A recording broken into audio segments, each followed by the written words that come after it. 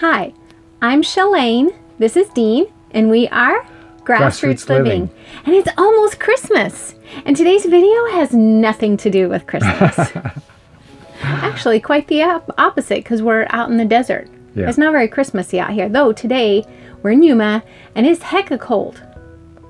Yeah, it's probably 60 degrees for a high today. Wow. It's ridiculous. Anyways, so let me tell you what happened. I'm a little embarrassed. I'm a little ashamed of myself. Last week, and I'll link it, we did a video on Saguaro National Park. And as I was making that video, I was like, I've got missing footage, right? But I guess I was being lazy. I don't know. I didn't go hunting for the missing footage. And then when I was making this week's video, I found the missing footage. And it was so epic that I have to put it in this one. I was embarrassed and ashamed of myself. I said, what am I going to do? So, dearie, what have you decided to do? There was only one thing to do. Get her done. Get her done! You can tell we never script anything. We don't even know. We push play, we push record, and then we just blah, blah. We don't know what's going to happen. Anyway, 2 minutes. Ready? I'm going to take you on a 2-minute drive through Saguaro, and it's going to be the same format as last week. So go watch last week's video, and then so you'll see we're going to start with the, what's it called? Oh, Visitor Center. And then take you on a nice easy trail, and then take you on a short drive to another trail, and take you on the signal trail, and that'll be that. And it's 2 minutes. Here we go now.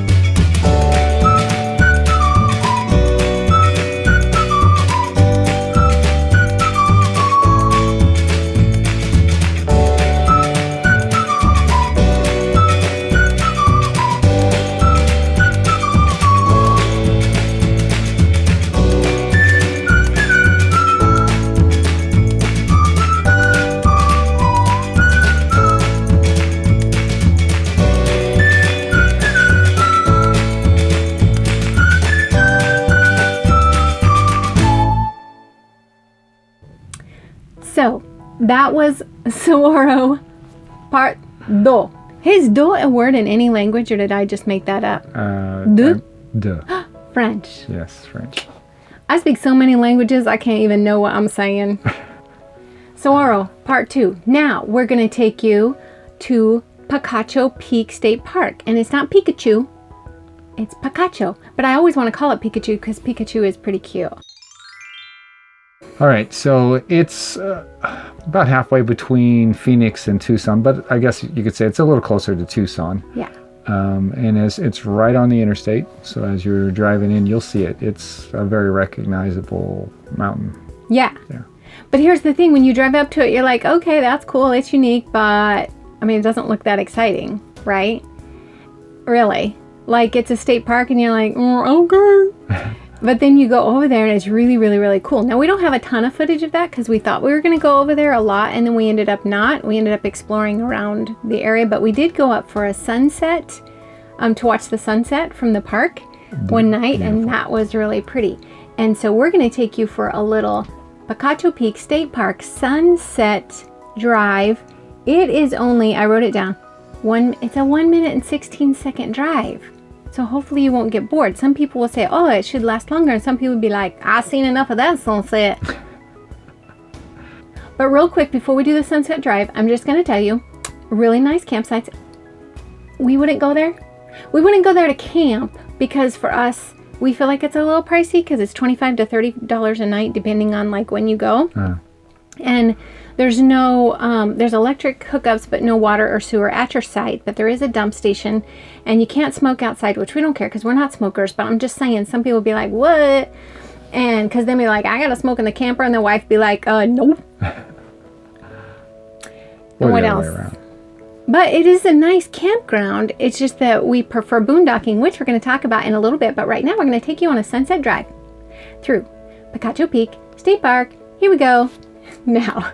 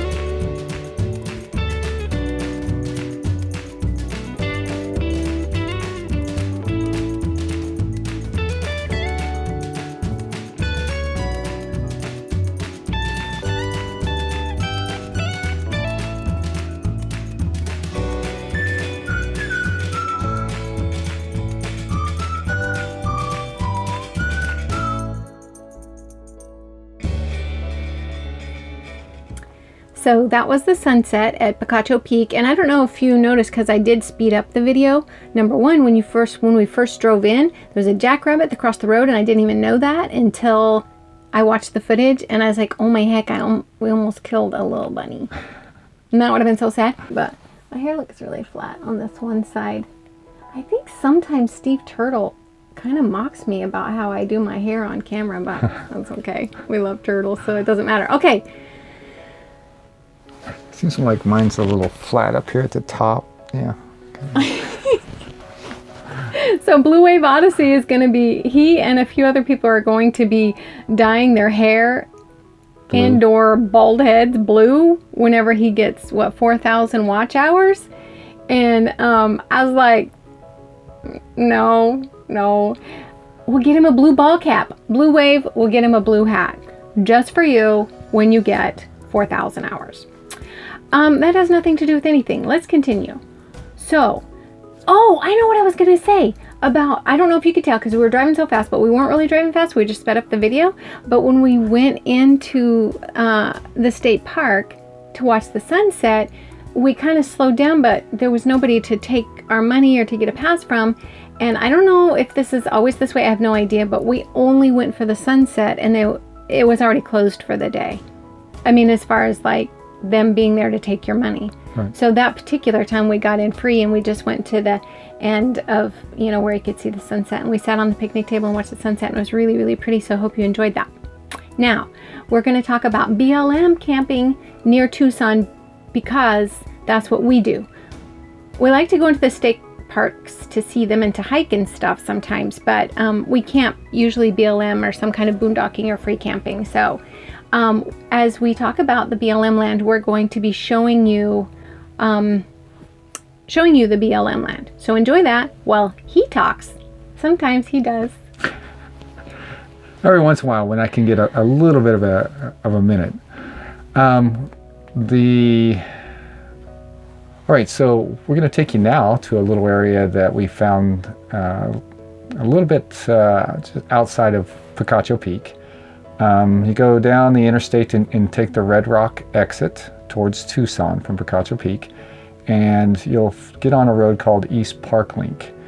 We went down that road about 5 miles, and we kind of pulled over there, got out the drone, we looked at some neat things, went up the road another mile after that. Later on, we came back, we looked at freecampsites.net, and they actually said the campsites that these people were staying at were about 8 miles down that road. But it's all BLM land, and we checked that out on the U.S. Public Lands app, and it's just a beautiful place. Yeah, you know what's funny? When we were out there, well, this isn't funny. It's kind of funny. It's not funny. But there were a lot of bones from like dead cows, and I don't know. You know how people paint on bones? This is where they get them apparently, because there were all kinds of bones out there. I kind of rounded a little bit of a corner and saw this perfect little heart-shaped rock. And I thought it was a rock. I just about reached down and picked it up, and then I noticed beyond this one little quote-unquote rock was this was a bone from an animal. Right, so the area that we're showing you right now is not the one that's on freecampsites.net, but this is all BLM land that we're showing you. So a couple things that you should know to state the obvious. Number one is make sure that you take water with you. Two things I would not take ever if I were going to camp out here would be children and dogs. Because the thorns out here, the cactus out here, though beautiful, are brutal. So there were some reviews where somebody had taken a dog and really regretted it. So if you have, I would just, for us, we would go out there, but I wouldn't take children or dogs out here. Or flip-flops. Or flip-flops. Oh my goodness. Make sure you have really good, sturdy shoes out here. Because you're out in the middle of nowhere, and as a matter of fact, the whole time we were recording, I could hear gunshots in the background of just people target shooting. So a lot of shooters go back here and do target shooting. And then also, I know there's a lot of people that don't prefer the desert. They prefer like the Midwest and out, where there's a ton of trees. But as a photographer, for photographers, there's so many fabulous shapes and views in the desert. So if you've got a gun or a camera and no dogs and no kids, this is a really, really, really fun place to boondock. And I've got to add, drone.